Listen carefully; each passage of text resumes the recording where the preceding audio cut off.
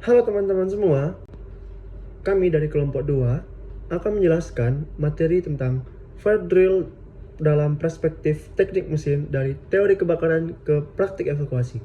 Sebelum masuk ke materi, mari kita perkenalan dulu. Bersama saya, Yosef Fernandes Olasira, dan ada rekan saya, Alif Yulfareza, ada juga Rizky Nurhuda, dan Muhammad Rizwan Taraweh. Fire drill dalam perspektif teknik mesin kita bagi menjadi 4 poin. Poin yang pertama ada teori dasar kebakaran. Teori kedua ada risiko khas di teknik mesin.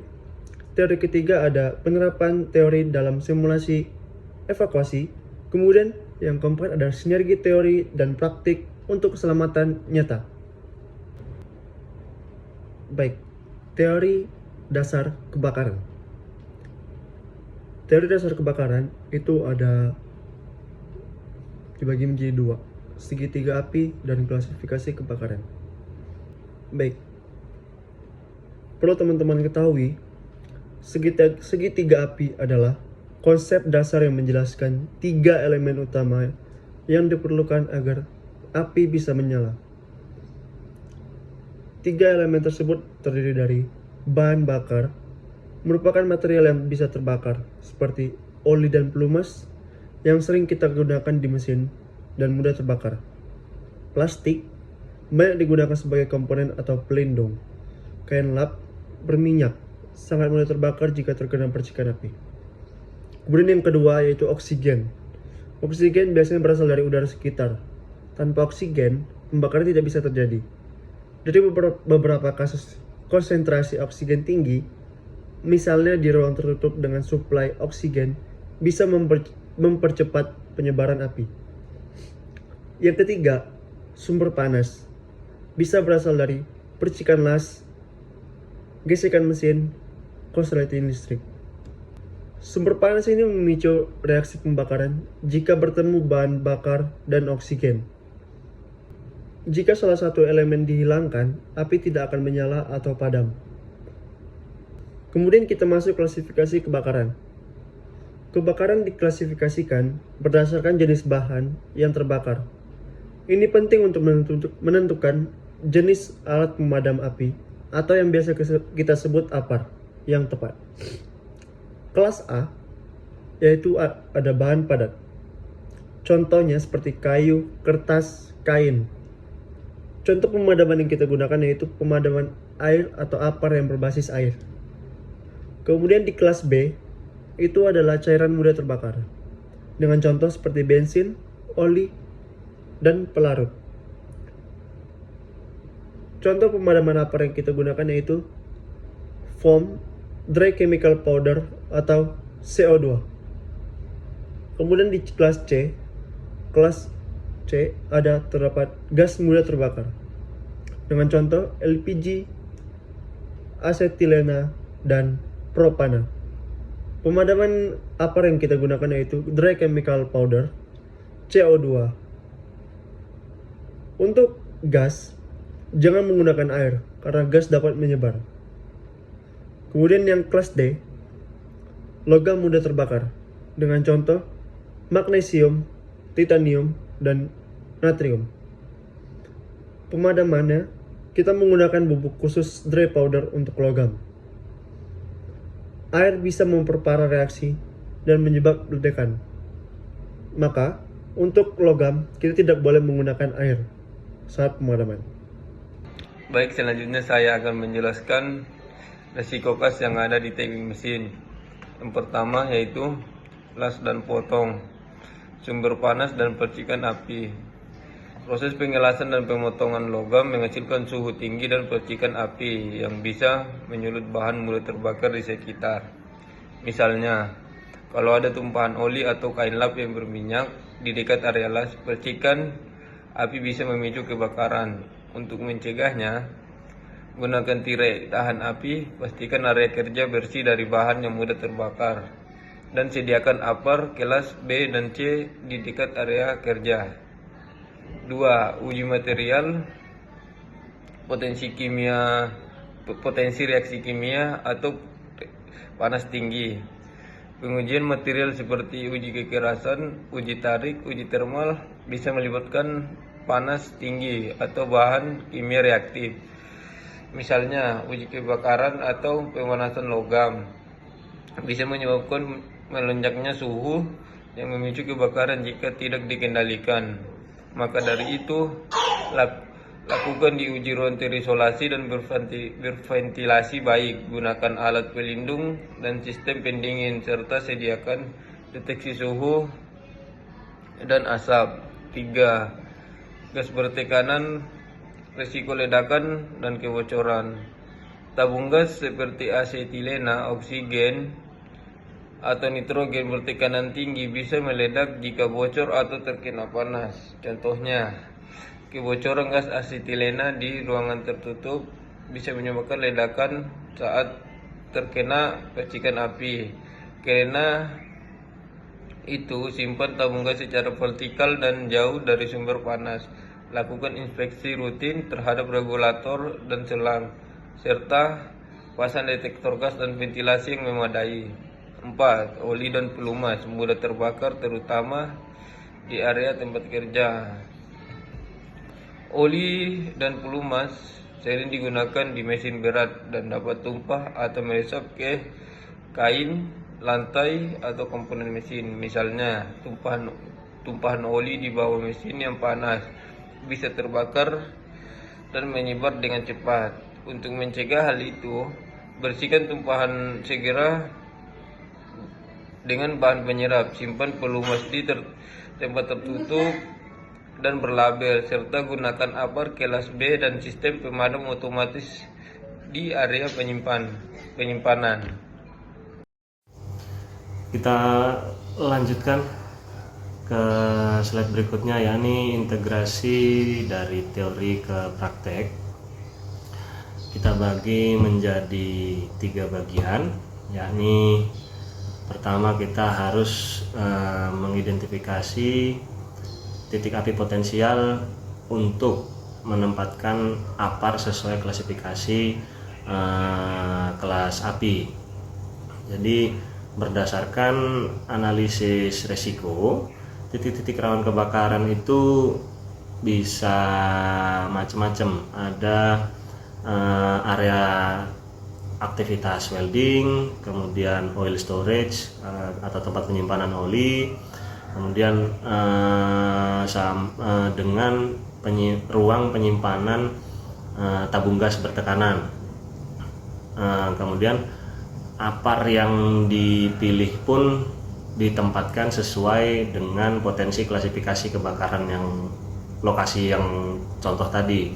Misalnya kelas B itu untuk cairan, kemudian kelas C untuk gas, kelas D untuk logam.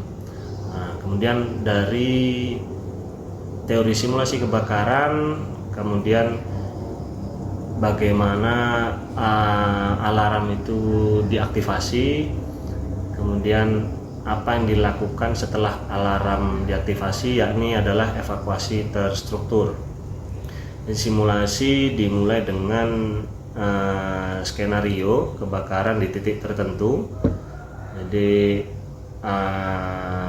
semisal fire drill dilakukan di lokasi welding area, kemudian alarm kebakaran itu bisa diaktifkan secara manual atau otomatis. Jadi semua personil atau semua pekerja mengikuti jalur evakuasi yang telah ditentukan menuju master point atau titik kumpul. Kemudian setelah semua berkumpul, ada yang menggunakan apar, yakni personal yang sudah terlatih dan kompeten untuk pemadaman awal. Dalam simulasi, personel yang sudah kompeten mencoba memadamkan api menggunakan apar. Tujuannya adalah untuk menguji kesiapan dan keterampilan dalam pemadaman awal sebelum api membesar. Dan melanjutkan ke elemen simulasinya, kita sempat bahas tadi alarmnya bisa diaktifkan secara manual atau otomatis. karena alarm harus terdengar dengan jelas ke seluruh area kerja. Bisa diaktifkan secara manual oleh petugas atau personil yang melihat potensi sebuah kebakaran, atau dinyalakan otomatis oleh sistem sensor asap atau suhu. Kemudian setelah terjadi alarm, terdengar alarm, evakuasi melalui jalur aman sangatlah penting. Jadi kenapa harus jalur aman? Supaya personil yang sedang mengevakuasi diri atau sedang menghadapi masa panik itu bebas dari hambatan, kemudian ada tanda jelas atau jalur yang telah ditentukan, jalur contohnya exit sign atau jalur pedestrian yang jalur hijau, atau harus terang dan mudah diakses. Jadi tidak ada obstacle di dalam jalur evakuasi, yang harapannya bisa menuju titik kumpul yang bebas dari resiko lanjutan kebakaran.